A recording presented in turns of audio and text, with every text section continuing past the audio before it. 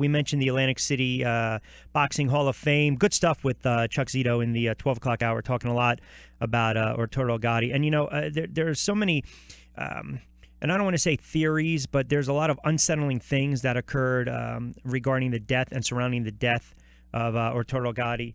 One of his closest friends and confidants, Mike Sciara, is kind enough to join us for a couple moments. And Mike, good to touch base with you. I know we're a little tight on time, but we appreciate you jumping on board for a couple moments. Thank you. Good afternoon. Good afternoon. Happy Memorial Weekend. Absolutely. It should be a good weekend down here in AC. And it's interesting because when we were talking about all these great fighters that are gonna be introduced, Gotti stands out because it's almost like I don't want to say a classic what could have been, but he still was a relatively young man. And I don't want to get too deep into it, but I know there are just so many things that are still unsettling surrounding his passing, and a lot of questions that we still haven't gotten answers to. Okay. Well, like what?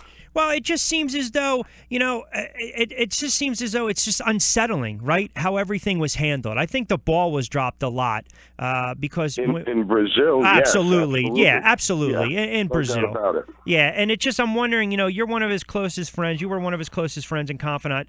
Do you still find how everything transpired very unsettling?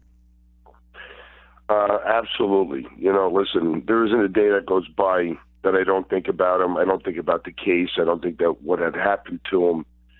Also, the loss of him amongst his family, his children. It's look, I don't have to explain when you lose a loved one, it's a tragedy. When they're older, it's expected. But when they're young, and then when you do an investigation like Pat Lynch and myself got involved with Paul Cialino and Joe Mora, the investigators, and then all the doctors collectively that were involved. It's very disheartening to see that the country would have allowed that to happen, and then several years later we're having the Olympics there, right? And all of our athletes from all over the world are going to be there, and here's an athlete that got swept under the rug. Yeah. And when all these doctors came back and we exhumed his body and had a second autopsy, Pat Lynch ordered that. And the next thing you know, there wasn't one person that was involved in the case that didn't come back and say, listen, this guy he didn't hang himself. Absolutely not. No doubt about it.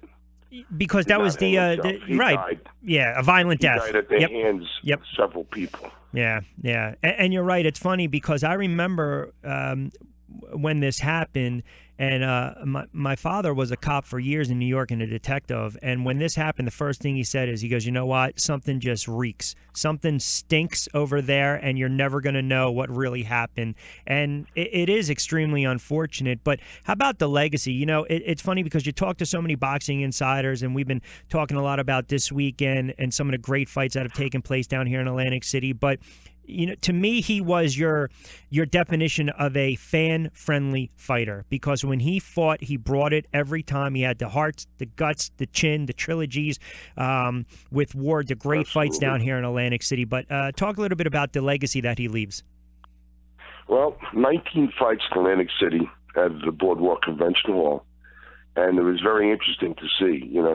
Every time we went down for the event, it wasn't a boxing match, customary boxing. This was an event. You couldn't get into Atlantic City. You couldn't get a hotel room or a motel room on the Black Horse Pike on your way in.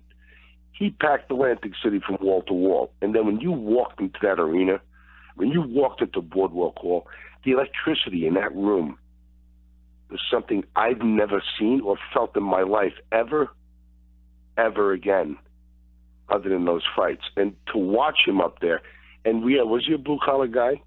Absolutely. Did he think of himself as a celebrity? Absolutely not.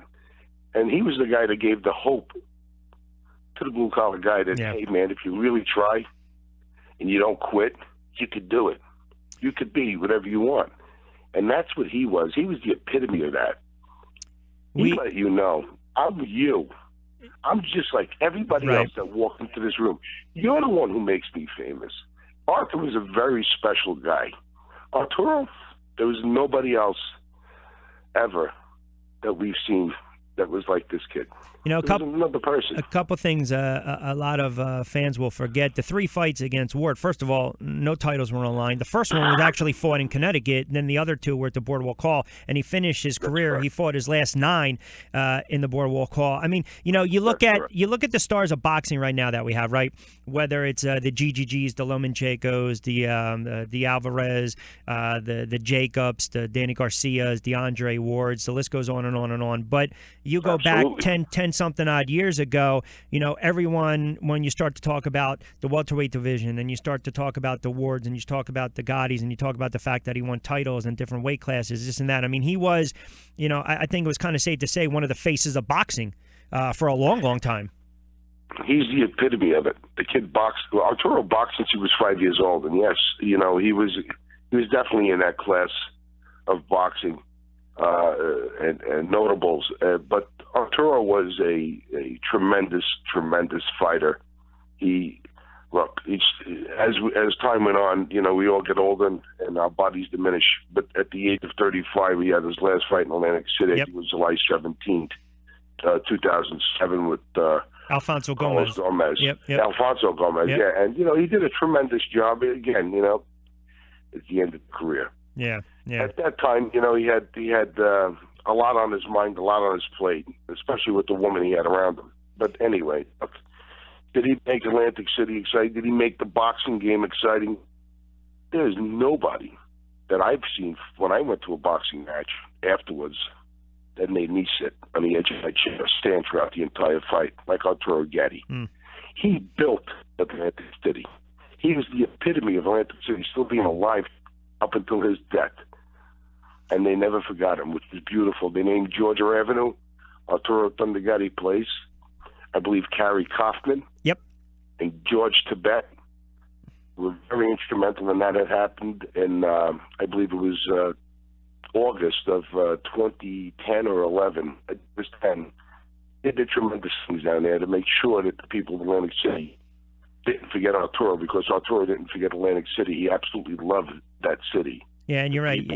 You mentioned the fight against casinos. Yeah, we sure. Everybody was tremendous to him. And it's, you know, hopefully we get back to that time. You mentioned the fight against Kenny Conti, Lou DiBella. He loved being down there with those men. They were tremendous to him, and he gave it all because he wanted everybody to get their money's worth.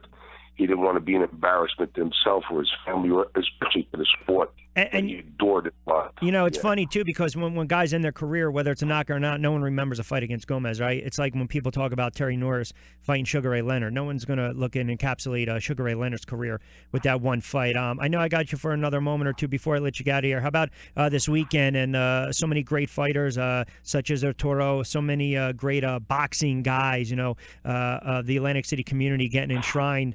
You know, if he were alive, if Arturo was alive, what would he feel?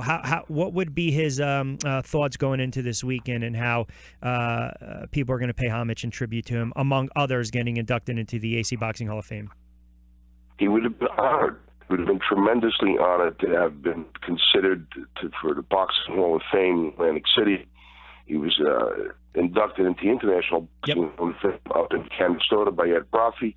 He would have been honored like you couldn't believe. He would have been so humbled by it. Not that he wasn't humble, but he would have definitely been so humbled by that and so grateful for it that he's earned it. He earned it, and the people noticed it, and they've inducted him into the Hall of Fame. It's tremendous. His daughter Sophia will be there this weekend to accept the award with Pat Lynch, Chuck Cito, and myself. And we're humbled by it. It's going to be bittersweet.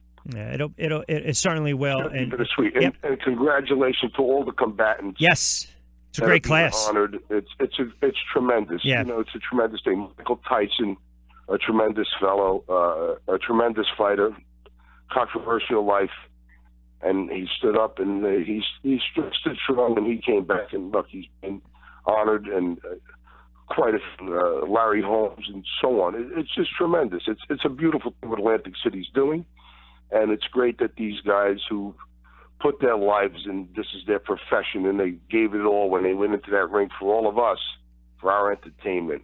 they risked their lives. It's nice that we honor them back, and it's going to be great.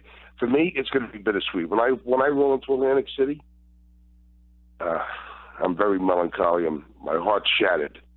The loss of my friend, I can't get over it. I just cannot get over it. It's terrible. But one thing I'll say, I go to Atlantic City this weekend, and I'm standing there with his family members and his closest friends and Patty Lynch and all the people collectively involved.